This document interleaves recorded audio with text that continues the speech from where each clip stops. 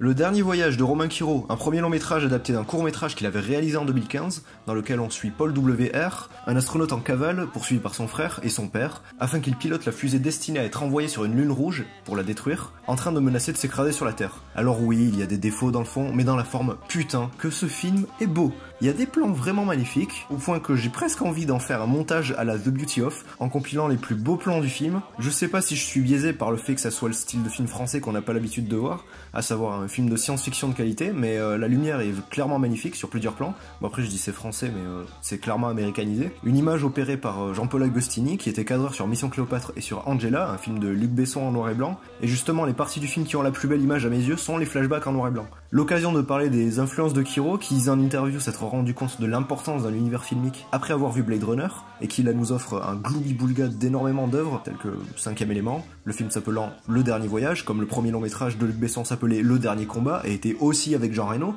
donc on voit que Quirault se prend un peu pour le prochain Besson, et en soi il en a le potentiel. Il y a aussi du Star Wars, La Tempête de sable de Mad Max, qu'on a retrouvé dans 1000 films après sa sortie. Il y a un plan sur la plage qui est totalement pompé sur l'enfance d'Ivan de Tarkovsky, donc le film a une identité, mais il reste français et fier de l'être, au point que le premier plan soit sur la Tour Eiffel délabrée, et la playlist du film est un peu random, et remplie de variétés françaises comme Barbara, et des fois le choix de musique n'est pas toujours bon, puisqu'il n'est pas cohérent avec lui-même. Par exemple, dans Fallout, puisqu'on rend hommage à la peur de l'atomique dans les années 50 aux US, la playlist est composée de musique rétro de l'époque, alors que là, il y a des musiques récentes qui coupent un peu ton implication dans le film. Pour les points négatifs, même si l'univers est très cool, étant un regroupement de références, ce n'est pas non plus du jamais vu, et en même temps c'est difficile d'en faire du jamais vu maintenant. Il y a peu d'action, et pour le peu qu'il y en a, sa mise en scène est pas très impressionnante, quelques incohérences scénaristiques, des questions qui n'ont pas de réponse, même si ce n'est pas très grave, et certains acteurs sont mal dirigés, je pense notamment à ceux qu'on voit en hologramme ou dans des écrans, en particulier Philippe Catherine qui joue très mal, et on a l'impression qu'il lit directement son texte face à lui, mais je suis sûr que c'est le cas,